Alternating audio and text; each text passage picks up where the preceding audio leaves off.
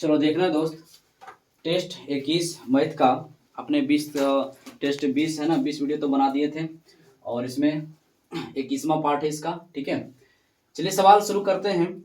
हमें पूरा विश्वास है आप अच्छी तरह से देखते होंगे और समझते होंगे। ठीक है ना, चलिए कोशिश करते हैं कि सबसे अलग आपको समझाने का प्रयास करते हैं। ठीक है, सवाल नंबर 1 जरा देखना है, क्या बोला गया है कि ताश के पत्तों की एक गड्डी को अच्छी तरह से फेंटा गया है। ठीक है, हमको लगा कि रुपया के गड्डी काश रुपया गड्डी क्या बोले, छोड़ो अभी।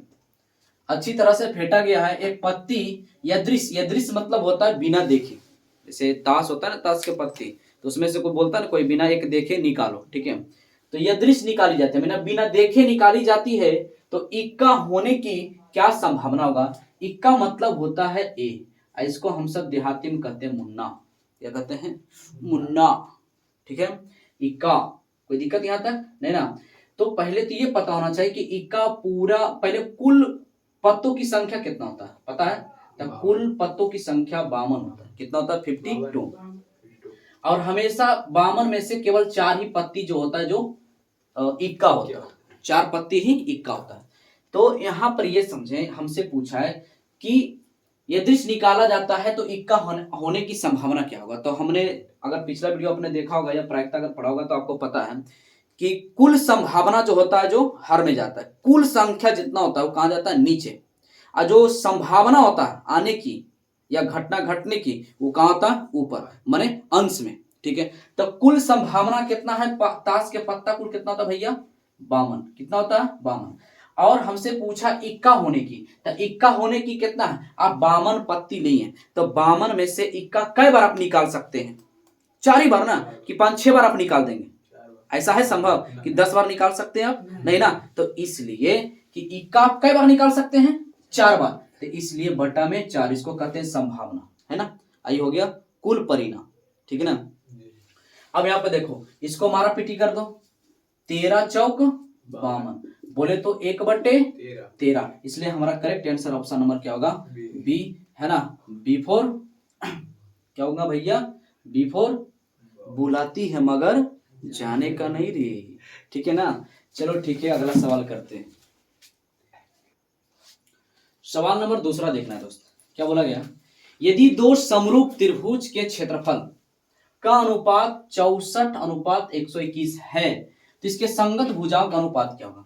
पहले तो आप ये देखें कि आपको दिया क्या गया है, क्षेत्रफल, है ना। क्षेत्रफल कितना भैया? 64:121। और आपसे पूछा है भुजा। क्या पूछ लिया गया? भुजा। तो जब भी यहाँ पे आप फोकस करना, ध्यान में रखना, क्षेत्रफल जब भी आपसे पूछा जाए तो हमेशा क्षेत्रफल जब भी पूछा, मतलब कि क्षेत्रफल दिया जाए और भुजा पूछा जाए, तो क्षेत्रफल दिया जाए तो हमेशा ये सोचना कि भुजा निकालना है, हमेशा इसका वर्गमूल निकाल देना। क्या कर देना? वर्गमूल निकाल देना। क्या करना है? वर्गमूल। तो बताओ, अब यहाँ पे बताओ 64 किसका स्क्वायर होता है? तो 8 का होता है ना। या 64 का वर्गमूल 8। 121 किसका होता है भैया? तो 11 का होता है। क्लियर ना। इसीलिए तो कहते हैं कि 1 से लेके 30 तक कम से कम दोस्त स्क्वायर एकदम याद कर लिया करो। ठीक है ना, कोई दिक्कत यहां तक? अब यहां समझना, तो इसका करेक्ट आंसर क्या हो जाएगा भैया? ऑप्शन नंबर ए, है ना। आए हम बारात लेके और जाएंगे हम अपनी जीएफ को साथ लेके मारेंगे बाबूजी इतना चप्पल ना। ठीक है, तो यहाँ पे जरा देखना ध्यान से, 8:1। अगर सपोज डेट हम आपसे कह दें एग्जाम्पल, और एक आधो एग्जाम्पल आपको समझा दें। अगर सपोज डेट आपसे ऐसा कह दिया जाए कि भुजा का जो मान है, मान लेते कह दिया जाए 3:7 है, तो क्षेत्रफल का मान क्या होगा? तो आप यहाँ पे सोचें कि अभी आपने जब क्षेत्रफल दिया था तो हमने क्या निकाला? वर्गमूल। और जब भुजा दिया जाए तो इसका क्या कर देना? स्क्वायर कर देना। क्या कर देना? स्क्वायर। क्या होगा? 3 का स्क्वायर 9 और 7 का स्क्वायर 49। यही ना हो रहा है दोस्त। वापस इसका क्षेत्रफल है तो क्षेत्रफल को क्या निकाला जाता है? वर्गमूल। वापस इसका वर्गमूल निकाले तो कहां पहुंच जाइएगा? तो 9 का वर्गमूल 3 और इसका क्या हो जाएगा? बात समझ में आ रहा है? यस या नो। तो इसका क्या कर देना, अगर भुजा दिया रहे क्षेत्रफल पूछे तो स्क्वायर कर देना। क्या कर देना है? स्क्वायर कर देना। कोई दिक्कत यहां तक? तो 3 का स्क्वायर 9, 7 का स्क्वायर 49 हो गया ना। अब अगर क्षेत्रफल दिया रहे तो उसका क्या कर देना है? वर्गमूल निकाल देना है, तो भुजा निकल जाएगा। कोई दिक्कत? अगला सवाल करते हैं। देखिएगा सवाल नंबर 3 क्या बोला गया है। ये सब प्रश्न ऐसा है ना दोस्त, पूछा जाता है, बार बार पूछा जाता है। क्या बोला है? 6, 8, 9 x तथा 13 का माध्य 10 दिया गया है, तो x का मान क्या होगा? यहां पर आपको इसको देखना है, माध्य आपका कितना दिया गया है? 10। आपको पता होना चाहिए कि माध्य बराबर क्या होता है। माध्य बराबर होता है कुल संख्याओं का योगफल, कुल संख्याओं का योग या योगफल, है ना, योग मतलब जोड़ होता है, अब बटे कुल संख्या, कुल संख्या, आराम से। अब यहाँ पे ये सोचो कि माध्य आपको दिया गया है, तो यस चाचा माध्य आपको दिया गया कितना भैया? तो माध्य दिया गया है 10 बराबर, क्लियर? माध्य कितना है? 10 बराबर कुल संख्या का योग, तो यहाँ पर कुल संख्या योग देखना ध्यान से, 6 plus 8 plus 9 plus x plus 13, क्या हो जाएगा? 13 बटे बटे कुल संख्या, कुल संख्या कितना है? 1 2 3 4 5, तब बट्टे का 5 क्या कर सकता है ना, आराम से। देखना है इसके बटा कुछ नहीं, क्या है? 1, कोई दिक्कत नहीं ना दोस्त? तो क्रॉस मल्टीपल कर सकते हैं, तो ये हो जाएगा कितना? 10 पचे 50 बराबर क्रॉस मल्टीपल कर सकते हैं ना। एक से गुना करके कोई फर्क पड़ेगा नहीं, इसको जोड़ दो, तो जोड़ने के बाद इसको जोड़ना है, 8 9 और 13 जोड़ने पर 36 आ जाएगा। कितना दोस्त? 36। अब प्लस इधर क्या है?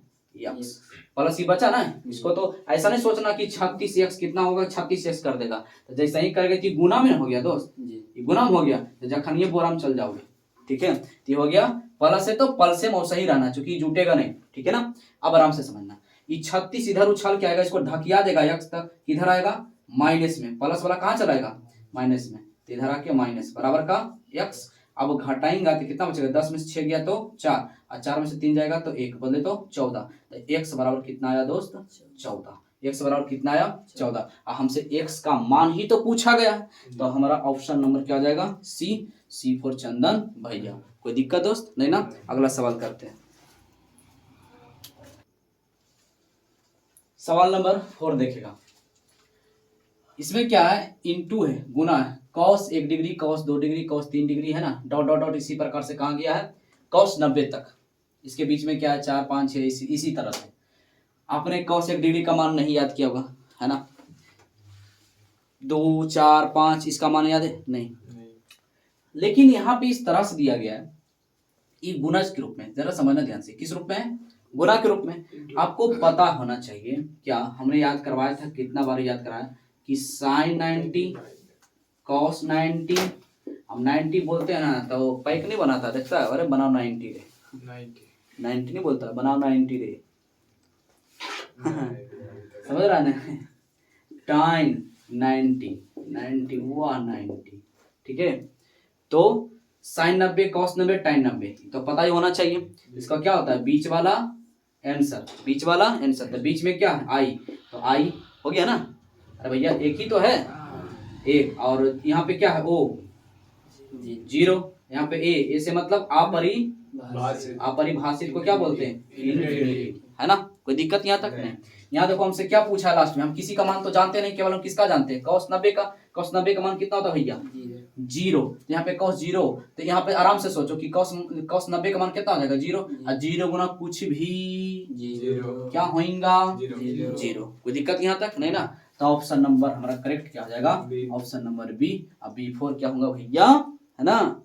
बुलाती है मगर जाने का नहीं रे। चलो अगला सवाल करते हैं। सवाल नंबर 5 देखना है दोस्त, है ना? इस टाइप का सवाल हमने बहुत सारा बताया, ठीक है? तो चलिए यहाँ पर थोड़ा भी प्रयास करते हैं, है ना? अगर जिन भाई को अगर आता है वह आंसर मिलाएं और आगे बढ़ते रहें, ठीक है? चलिए जिन भोदू को नहीं आता उनके लिए देखना जरा, ठीक है? देखना यहाँ पर ध्यान से, क्या पहले तो आप इसमें आपको ये पता करना है कि ऑप्शन देखिए, अनंत हल, कोई हल, अद्वितीय हल, और क्या होता है, ठीक से पहले ये आप समझें। अगर भैया A1 बटे A2 equal to note B1 बटे B2, क्लियर? अगर इस प्रकार से हो तब हम इसको कहते हैं अद्वितीय हल। क्या कहते हैं भैया? अद्वितीय हल, या इसी को कहते हैं केवल एक हल। क्या कहते हैं? केवल एक हल करते हैं, कोई दिक्कत नहीं ना। अगर फिर इस प्रकार से पूछे A1/A2 है ना बराबर B1/B2 बराबर C1/C2, तो इसमें क्या करना होता, इसका हो जाता है कोई मिल गया, गाना नहीं रे, कोई हल नहीं होगा, ठीक है, कोई मिल गया नहीं, कोई हल नहीं होगा, ठीक है। और इसमें होता है A1/A2 और बराबर B1/B2 बराबर C1/C2, तो इसका होता है अनंत हल। क्या होता है, अनंत हल, या इसी को असीम कहते हैं, असीम हल। कोई दिक्कत यहाँ तक नहीं ना। चलिए अब यहाँ पर एक बात, अब ये तो कम से कम जानना चाहिए ना दोस्त कि कौन A1 होता है कौन A2 होता है ना। तो देखो x के बगल वाली को a कहते हैं, क्या कहते हैं a, y के बगल वाली को, x के बगल वाले कुछ नहीं तो यहाँ 1 है तो x के बगल वाले को क्या कहते हैं 1, a कहते हैं सभी। अब y के बगल वाला को b और विदाउट को c, यहाँ भी तो हो जाएगा a b c ठीक है। अब सवाल ये है कि आप सोच रहे हैं कि A1 B1 क्या होगा, अच्छा यहाँ पे दोस्त, यहाँ पे इजकल टू नोट होगा, ठीक है ना। A1/A2 बराबर B1/B2 is equal to note C1/C2, ठीक है ना। चले यहाँ पर ध्यान देना क्या होगा, यहाँ पे क्या होगा। अब यहाँ पे अगर आप ऐसे लिख लिए पहले आराम से ABC लिख लेना, तो ये पहला है इसलिए इसको कहेंगे 1 1 1, क्लियर। इसको कहेंगे 2 2 2, कोई दिक्कत यहाँ तक नहीं ना, कोई दिक्कत यहाँ तक। तो आसानी से आप पकड़ लेंगे ना कि x के बगल वाला है ना उसको a का दर्जा मिलता, y के बगल वाला को b को दर्जा मिलता, विदाउट वाला को c, क्लियर यहाँ तक। अब 1 1 कैसे करना है, 2 2 तो क्लियर हो जाएगा। अब आओ आराम से हम पहले करते हैं, देखते हैं कि यहाँ पे है क्या भैया A1/A2, ठीक है, ले लेते हैं बराबर, क्लियर, बराबर ले लिए। अब यहाँ पर क्या भैया B1/B2, कोई दिक्कत यहाँ तक नहीं ना। अब जरा ध्यान देना,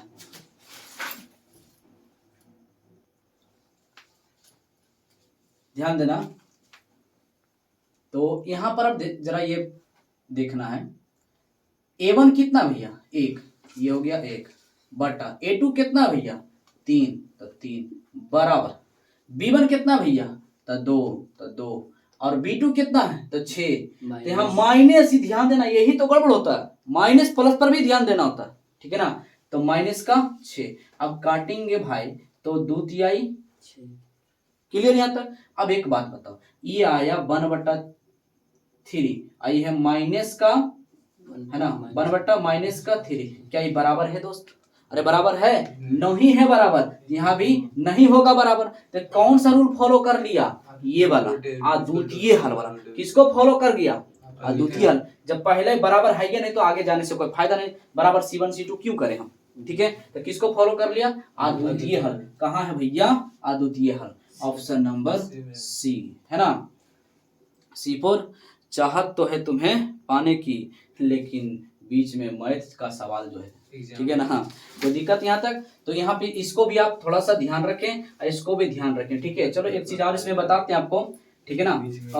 इसको होता है इसको संगत भी कहते हैं, क्या कहते हैं भैया संगत, और इसको नीचे भी संगत, और इसको कहते हैं असंगत, क्या कहते हैं असंगत, असंगत। इसका जो ग्राफ होता है, इसका जो ग्राफ होता है प्रतिच्छेदी होता है या प्रतिच्छेद बोलो, इसका जो ग्राफ होता है समानांतर समानांतर, और इसका जो ग्राफ होता है भैया समपाती, यही होता है समपाती, समपाती। कोई दिक्कत तो पूछता है, इस प्रकार से भी पूछता है कि A1/A2 बराबर B1/B2 बराबर C1/C2 का ग्राफ क्या होगा, तो ग्राफ समपाती होगा। अगर पूछ दे A1/A2 बराबर B1/B2 equal to note C1/C2 क्या होगा, इसका ग्राफ क्या होगा, तो समानांतर होगा। कोई दिक्कत, फिर इस प्रकार से पूछता है A1/A2 equal to note B1/B2 का ग्राफ क्या होगा, तो प्रतिच्छेदी होगा, ये इस प्रकार से पूछ सकता है। अद्वितीय हल का ग्राफ क्या होगा, तो प्रतिच्छेद होगा। या पूछ सकता है कि कोई हल नहीं है, कोई हल नहीं है तो उसका ग्राफ क्या होगा, समानांतर होगा। या पूछ सकता है कि अगर अनंत हल है तो उसका ग्राफ क्या होगा, तो समपाती होगा। सोचो, अगर नहीं याद रखेगा दोस्त तब समझ रहे ना कितना टाइप से पूछा जाता है, ठीक है। तो इसको अवश्य याद कर लें, क्लियर। यहाँ तक अगला सवाल करते हैं। सवाल नंबर 6 देखना है। बोला निम्नलिखित में से द्विघात समीकरण नहीं है। पहले ये जाना कि द्विघात मतलब शॉर्ट में बताते कि जिसका पावर 2 हो उसको द्विघात समीकरण कहेंगे, लेकिन यहाँ बोला नहीं है। इसमें से कौन जो है माने 3 को द्विघात समीकरण है और एक कोई नहीं होगा, ठीक है ना। मतलब कि जिसका की घात 2 नहीं आ रहा होगा, या तो 3 आ रहा होगा या तो नहीं आ रहा होगा, ठीक है ना। यहाँ तक बात समझ रहा है। अब बताओ ये जानबूझ के सवाल ऐसा दागा गया क्यों? क्योंकि टाइम टेकन क्वेश्चन, इसमें ज्यादा आपका समय लगेगा, ठीक है। तो चलो अब क्या करें, तो सवाल दे दिया है तो बनाना तो है ही। इसमें क्या करना है, यहाँ पे देखो क्या बोला गया कि a प्लस बी का होल क्यों भैया, a प्लस बी का। अब पहले तो आपको a प्लस बी का होल क्यों याद होना चाहिए, है ना। अब नहीं याद रहेगा तो कोई उपाय तो है भी नहीं। तो यहाँ पे देखना a प्लस बी का होल क्यों होता है, a cube plus b cube plus 3a² b plus 3ab², ठीक है। अब यहाँ पे ध्यान से देखना a cube plus b cube plus 3a² b plus 3ab²। अब यहाँ पे जरा समझना ध्यान से, पहले आप इसको सोल्व करें। यहाँ पे बोला है हम डायरेक्ट लिखते हैं, ठीक, इसको नहीं लिखते हैं। ए प्लस बी है, ये क्या है, ए प्लस बी। इतना तो आप समझते होंगे, ए प्लस बी का होल क्यू। तो यहाँ पर ए क्यू, तो ए क्यू प्लस बी यहाँ कितना 2, तो 2 का cube, a cube plus b cube plus 3। सूत्र से 3 कहाँ से आया, तो सूत्र में ही होता है 3। ए का मान कितना है x, और ए का स्क्वायर यहाँ क्या है, ए का स्क्वायर, इसका स्क्वायर करेंगे गुना, बी कितना है भैया 2, और बीच में फिर प्लस, फिर क्या होता है 3 ए कितना भैया x है, एक कितना x गुना 3a b², बी कितना भैया 2, तो 2 का स्क्वायर। यही तो सूत्र हुआ ना, यही तो सूत्र है, ठीक है। आप इसको पहले सोल्व करें। एक्स क्यू यहाँ हो गया, 2 का क्यू 8 प्लस, अब यहाँ अंक को अंक से गुना कर दे, 3 दूनी 6 और 6x², यहाँ पे तो यूं का यूं रहेगा प्लस अंक का अंक 3 हो जाएगा। पहले इसको पहले गुना नहीं करना, पहले इसका स्क्वायर करना है। तो 2 का स्क्वायर 4, 4 तिहाई 12x, कोई दिक्कत यहाँ तक। अब बराबर में आपके पास क्या दिया गया है, बराबर में दिया गया है x और इंटू x² माइनस 1। यहाँ पे ऐसे करो ना, ध्यान सोचो, यहाँ पे इसको ऐसे कर लिया करो, ई x को अंदर गुना कर दो, कोई दिक्कत। तो ई x यहाँ पर है और यहाँ पर गुना हो जाएगा तो पावर जुड़ जाएगा, है ना। तो हो जाएगा कितना x क्यू, गुना हो रहा है, ये गुना हो रहा है ना, तो x क्यू, और फिर इसके साथ तो प्लस माइनस माइनस, और 1 गुना x बराबर x। कोई दिक्कत यहाँ तक भैया नहीं ना। अब जरा ध्यान से देखना, ध्यान से इधर इधर बराबर में हम काट सकते हैं, बराबर में काट सकते हैं। अगर नहीं समझ में आ रहा तो देखो, ये प्लस में इधर आके क्या देगा माइनस, तो मरिए ना जाएगा, ठीक। तो बराबर में चिन्ह के साथ बराबर हो तो मर जाता है, ठीक है। अब आराम से क्या करेंगे, अब यहाँ पे छोटा सा और कुछ मारपीट हो रहा भैया, मारपीट हो रहा है। यहाँ पे देखो जरा थोड़ा सा, तो यहाँ पर हमारे पास क्या बच गया 6x² प्लस इधर क्या बचा हुआ है 12x, है ना। आई क्या x वाला को एक तरफ लिख लो, ई x ना है, इधर आके प्लस x, इधर क्या बचा प्लस का 8, और बराबर इधर कुछ नहीं, क्या बचा 0, यही ना बचा। अब जरा ध्यान देना, ध्यान क्या देंगे, ये तो लग रहा है x² है, नहीं तो जुटेगा तो 3x होगा, तो यही तो लग रहा है x² है ना दोस्त, यही तो लग रहा है। और बाकी आप इसमें कोई ना होगा, तो इसका करेक्ट आंसर ऑप्शन नंबर क्या हो जाएगा, इसका correct answer option number A. कोई दिक्कत यहाँ तक? अगर आपको लगता है कि नहीं तो चलो इसको भी चेक कर देते हैं। यहाँ पे देखो a प्लस बी का होल स्क्वायर तो हो जाएगा a² प्लस b², ये b² मतलब 1 का स्क्वायर प्लस 2 सूत्र से 2ab, a और गुना b, तो इसको बताओ x² प्लस 1 का स्क्वायर 1 और प्लस 2 गुना 1 बराबर 2x। कोई दिक्कत यहाँ तक? बराबर है तो बराबर, ये 2 को अंदर गुना कर दो तो हो जाएगा 2x और माइनस 3 दूनी 6। अब बताओ यहाँ पर एक बात बताओ, प्लस में बराबर में जब सेम रहता है तो क्या होता है, मर जाता है ना। इसमें कोई x² है, ईमानदारी से बताओ, इसमें कोई x² है भैया? अरे बोल ना, नहीं ना, इसमें कोई x² है? एक मिनट, इसका तो गलती कर दिए हैं, a² प्लस b², ये हो जाएगा 2ab, तो और इसका यहाँ पर हम कर दिए ना, एक मिनट, इस बराबर इधर लिखो, इसको भी गुना कर दो तो हो जाएगा कितना 2x, और इधर क्या हो जाएगा माइनस का 3 दूनी 6। कोई दिक्कत यहाँ तक नहीं ना। अब जरा ध्यान देना, तो इसमें क्या हो रहा है, भैया 2x², अरे 1 मिनट यार, हम उल्टा सोच ही रहे, नहीं है ना बोल रहा है, तो है ये आंसर कैसे हो जाएगा? अरे भैया देखो, हमने गलती कर दिया। क्या गलती किया? हमसे पूछा है नहीं है ना खोजना है, तो ई तो द्विघात बहुपद है, सॉरी द्विघात समीकरण है। देखो हमने एक बहुत बड़ा गलती कर दिया दोस्तों, ई नहीं होगा, ठीक है ना। क्या नहीं मतलब कि आंसर में नहीं होगा, द्विघात बहुपद ही है, लेकिन आंसर यहाँ पूछा नहीं है, आई तो है, तो ये आंसर होगा। जो नहीं है उसको हमको टिक लगाना है। इसका मतलब ये भी द्विघात बहुपद द्विघात समीकरण है। कोई दिक्कत यहाँ तक? अच्छा, तीसरा चेक करते हैं। तीसरा जरा ध्यान देना। इसको क्या करते हैं आराम से इसको गुना कर लो। क्या कर लो? गुना। x गुना x करने क्या हो जाएगा? x square. कोई दिक्कत? और हमने उल्टा सोच लिया तो इसलिए थोड़ा सा दिक्कत हो गया है ना, गलती हो गया हमसे। और इसको अब एक इससे करो, ध्यान देना। इससे पहले गुना किया था क्या हो गया? x square. अब इसको इससे गुना करो, क्या हो जाएगा? प्लस प्लस प्लस और 2x। अब हो गया इसका काम तमाम। अब इससे करो, इससे करेंगे तब प्लस माइनस माइनस 2 गुना x 2x। अब फिर इसी से इसमें करेंगे तब प्लस माइनस माइनस 2 दूनी 4। कोई दिक्कत इधर? अब बराबर किधर कितना भैया? 5। कोई दिक्कत यहाँ तक? इसमें भी x स्क्वायर है, कोई कटने का मरेगा नहीं, इसलिए ये भी द्विघात समीकरण है। ये भी द्विघात समीकरण, ये भी द्विघात समीकरण, ये भी है। तो मतलब यही ना नहीं है भैया, यही ना नहीं है तो आसानी से छट आ जाएगा। तो हमारा जो करेक्ट आंसर होगा, हमारा करेक्ट आंसर ऑप्शन नंबर क्या हो जाएगा? Option number D. कोई दिक्कत यहाँ तक नहीं ना? नहीं अगर समझ में आ रहा है तो चलो इसको भी हम सोल्व कर देते हैं। यहाँ पे क्या है, इसके बटन कुछ क्या लिख सकते हैं? 1। अरे बोल ना 1 लिख सकते हैं ना। अब आराम से तुम जरा ध्यान से समझो। इसको एलसीएम लेंगे तो कितना आ जाएगा? x square. यहाँ हो जाएगा कितना? ये यहाँ पर हमने एलसीएम ले लिया तो ये हो जाएगा कितना भैया? x पे पावर गुना करेंगे, गुना ना हो जाएगा तो x पे पावर 4 अब प्लस यहाँ कितना हो जाएगा? 1 अब बराबर के 2। तो यहाँ पर देखो तो पावर 4 आ रहा, ज्यादा आ रहा है ना, तो इसलिए द्विघात समीकरण नहीं है। इसलिए हमारा करेक्ट आंसर हो जाएगा ऑप्शन नंबर डी। चलो ठीक है, हमने इसमें थोड़ा सा मिसप्रिंट कर दिया था। अगला सवाल करते हैं। सवाल नंबर 7 देखना दोस्त। 7 में क्या बोला गया है? किसी वृत्त के केंद्र से 13 सेंटीमीटर दूर स्थित P बिंदु से खींची गई स्पर्श रेखा की लंबाई 12 सेंटीमीटर। कितना भैया? 12 सेंटीमीटर है। तो वृत्त की त्रिज्या क्या होगा? पहले तो आप यहाँ पे समझे, अगर आप हमसे पढ़े होंगे त्रिकोणमिति और आपने हमको ट्रिपलेट अगर आपको अगर है तो केवल आप देख के इसका आंसर लगा सकते हैं। इसका करेक्ट आंसर होगा ऑप्शन नंबर डी, केवल देख के, है ना। इसीलिए तो भाई, है ना, इसीलिए तो कहते हैं जो अंत तक टिकेगा वो सीखेगा। लेकिन इसमें तो सिखा नहीं पाएंगे, है ना। चलो इसमें डिटेल से कर पाएंगे, ठीक है। इसीलिए यहाँ पर दोस्त कहते हैं कि अगर आप हमारे माध्यम से पढ़ते तो हर मैथ का, साइंस का, फिजिक्स, केमिस्ट्री या बायोलॉजी कोई भी हो ना, बहुत ही झकास और बहुत अच्छी तरह से आपको समझाया जाएगा, ठीक है। इसमें नो पेन नो पेपर का काम था, ठीक है। तो 5 12 13। लेकिन अब अगर जिन भाई को अगर समझ में नहीं आया हो कि 5 कैसे हुआ हो, यहाँ पर आराम से देखते हैं। बोला हमसे कि वृत्त का केंद्र, आराम से पहले एक प्यारा सा वृत्त बना लिया करो, ठीक है। बोला वृत्त, आराम से वृत्त का केंद्र से 13, आराम से वृत्त के केंद्र से 13 दूर 13 सेंटीमीटर, इसका लंबाई कितना है? 13 सेंटीमीटर दूर स्थित P बिंदु है। कोई P बिंदु है, जैसे बोलो वैसे हमने कर दिया। अच्छा, फिर क्या बोला है कि P बिंदु से खींची गई स्पर्श रेखा है। कोई P बिंदु से हमने स्पर्श रेखा खींच दिया। वृत्त को केवल छू के निकलना, जो छू के निकलता है उसको क्या कहते हैं? स्पर्श रेखा। की लंबाई कितना भैया? 12 है। क्या है? 12।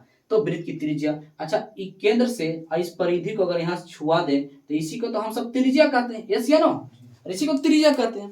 तो यही तो हमसे पूछा है, आपको पता होना चाहिए। यहाँ देखो समकोण बन गया 90 डिग्री। अगर हम इसको ऐसे घुमा दें तो क्या ये ऐसे नहीं बन जाएगा? ध्यान से देखो, यही नहीं दोस्त, ऐसे घुमा देंगे तो ये हो जाएगा कितना? 12, ये हो गया 13, है ना। हमसे ये वाला पूछ लिया, बात समझ में आ रहा है ना। तो आपने त्रिकोणमिति में बेसा पढ़ा होगा, है ना। कर्ण पता, लंब पता तो आधार गायब है, आधार ज्ञात करना था। अंडर रूट कर्ण स्क्वायर माइनस लंब स्क्वायर, है ना। तो यहाँ पर 13 का स्क्वायर 169, 144, तो बचेगा कितना भैया? 25। 25 का वर्गमूल कितना होता है? 5। कोई दिक्कत यहाँ तक दोस्त, है ना। बात समझ में आ रहा है भैया। ये कर्ण का स्क्वायर हो जाएगा और ये माइनस लंब का स्क्वायर हो जाएगा, और उसके बाद क्या निकल जाएगा? त्रिज्या। कोई दिक्कत यहाँ तक नहीं ना। चलो ठीक है, अगला सवाल करते हैं। चलो ध्यान देना है। सवाल नंबर 8 क्या बोला गया है? यदि द्विघात समीकरण bx square plus ax plus c बराबर 0 के मूल समान है, बोले तो बराबर है। यहाँ पे ध्यान से देखना दोस्त, हमने इसको, है ना, बहुत अच्छी तरह से सूत्र याद करवाने के बहुत ही शानदार, बहुत ही खतरनाक लॉजिक के साथ हमने इसको समझाया, याद करवाया, ठीक है। अगर आप पहले इसका सूत्र आप देख लेना, ठीक है ना। हमने डिस्क्रिप्शन में इसका लिंक डाल देंगे, ठीक है। कोई दिक्कत यहाँ पे जरा समझना, जरा हम फिर भी यहाँ बताने का प्रयास करते हैं, पर उसमें अगर आप देखते हैं तो बहुत अच्छी तरह से आपको याद हो जाएगा। चलिए यहाँ पर हम समझाने का प्रयास करते हैं। पहले आपको ये जानना है कि विवेचक, विवेचक है ना, विवेचक को विभक्तक कहते हैं, विवतर, इसको डी से सूचित करते हैं। किससे भैया? डी से। इसका मतलब डी बराबर सूत्र होता है बी स्क्वायर माइनस 4ac। क्या ये आधे सभी को? यस या नो? ठीक है। अच्छा, तो यहाँ पर जब इसमें पूछा गया कि मूल समान होता है तो जरा ध्यान देना, जब d बराबर 0, माने हम इसको हल करने पर इसका मान अगर 0 आ जाए तब कहते हैं d बराबर, तब कहते हैं मूल समान होता है, मूल समान होता है या बराबर होता है। कोई दिक्कत यहाँ तक? अगर d का मान 0 से, अगर d का मान 0 से बड़ा हो, इधर मुंह खुला उधर बड़ा, तब होता है दो भिन्न मूल होगा। क्या होगा भैया? दो भिन्न मूल ज्ञात होगा, माने दो भिन्न मूल ज्ञात होगा। और अगर सपोज डेट d 0 से छोटा है, माने यहाँ 0 बड़ा हो गया है ना, तो 0 से छोटा है, छोटा के मतलब हो कि अगर माइनस में कभी आपका मान आ जाए 1/2 माइनस में या 2 माइनस में, कुछ भी x का मान चाहे कुछ भी निकालना, अगर माइनस में आ गया तो होता है कि मूल ज्ञात नहीं होता। क्या होता है? मूल ज्ञात नहीं होगा, है ना, मूल ज्ञात नहीं होगा। लेकिन आपसे ये तो नहीं पूछा, तो इसलिए यहाँ पर ध्यान देना। आपसे क्या पूछा भैया कि जब मूल समान होता है तो क्या होगा, है ना, d बराबर 0, है ना, d बराबर 0 हो जाता है ना। तो यहाँ पर इसका मतलब क्या हुआ? d, इसी को ना d कहते हैं, इसका मतलब कि बी स्क्वायर माइनस 4ac बराबर 0 होना चाहिए। अरे बोलो ना, बी स्क्वायर माइनस 4ac बराबर 0। अरे इसी को तो d कहते हैं, d बराबर 0 है, इसी को ना d कहते हैं भैया, है, तो d बराबर 0 होना चाहिए। क्यों? क्योंकि मूल समान है ना। तो ऑप्शन नंबर कौन मिल रहा है? Option number A. जैसे ही आपने ये सोचा तब बोराम चला गया, जैसे ही आपने ये सोचा बोराम गया। अब यहाँ पर आपने सही, सब कुछ सही है, लेकिन आपने यहाँ पे ध्यान नहीं दिया। आपका प्रश्न ये था, ठीक है, आपका प्रश्न ये था, आपने हमको कई बार हमने बताया एक्स स्क्वायर के बगल वाली को भैया ए कहते हैं। क्या कहते हैं? ए कहते हैं। और विदाउट स्क्वायर वाला को, बगल वाली को बी कहते हैं। और सी तो सी है ये। देखो कितना खतरनाक सोचा है, ए की जगह पे बी, बी की जगह पे ए ऐसे लिख दिया। अब तुम सब तो देखेगा उकेगा ना, सीधो टाका भिड़ गया मारे, टाका भिड़ा नहीं फिर हमारा तो आराम समझ में। तो देखो यहाँ पर क्या होगा, अब यहाँ पर हमको क्या होगा, सूत्र क्या होता है, आराम से ध्यान समझना। d बराबर मूल समान है, आराम से समझो एक बार, मूल समान है तो मूल समान का मतलब d बराबर 0। तो d का सूत्र क्या होता है भैया? B square minus 4ac। d का मान क्या होता है, इसको भी मत देखो, है ना, ये तो इसके अनुसार ना हमने किया, ठीक है। तो बी स्क्वायर माइनस 4ac क्या होता है? बी स्क्वायर, आराम से सूत्र देखो, बी स्क्वायर माइनस 4ac, है ना, बी स्क्वायर माइनस 4ac होता है ना, ये तो सूत्र है। लेकिन यहाँ b का मान, तब b का मान कितना है?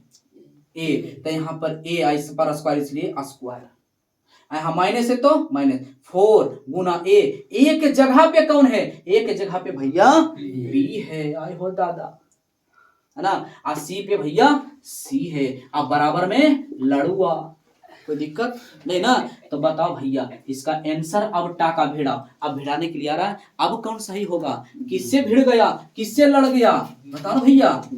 ऑप्शन नंबर बी से, ए स्क्वायर माइनस 4ac बराबर 0। किससे टाका भिड़ा लिया? बी से, है ना। अब b4 क्या होता है? डी है रे, कहां से डी होगा? ए स्क्वायर माइनस 4, सॉरी, है ना, क्या है? बी नहीं होगा, बी नहीं होगा, क्या होगा भैया? ए स्क्वायर माइनस 4 bc, है ना, bc ये होगा ऑप्शन नंबर डी, है ना, ऑप्शन नंबर डी होगा, बी नहीं होगा, ठीक है ना। हम थोड़ा सा ध्यान नहीं दिए, है ना, हमको लगा ये बी है, ठीक है। तो देखो किस तरह से सोचता है एग्जामिनर, किस तरह सोचता है, कोई दिक्कत यहाँ तक है ना। चलिए ठीक है, हमें पूर्ण विश्वास है दोस्त आप अच्छी तरह से समझ गए होंगे। तो एक प्यारा सा HW आपके लिए दोस्त, हमें पूर्ण विश्वास है आप इस HW को पूरा करेंगे। क्या आपका HW क्या है हमको, आपको पता है। सब्सक्राइब कर देना है दोस्त, लाइक कर देना और दोस्तों में शेयर जरूर कर देना, ठीक है। और एक प्यारा सा कमेंट जरूर करना कि आपको कैसा लगा ये वीडियो, ठीक है। चलिए मिलते हैं अगले वीडियो में दोस्त, तब तक के लिए खुश रहें, खुशियां बांटते रहें, हंसते रहें, हंसाते रहें, तब तक के लिए दोस्त बाय।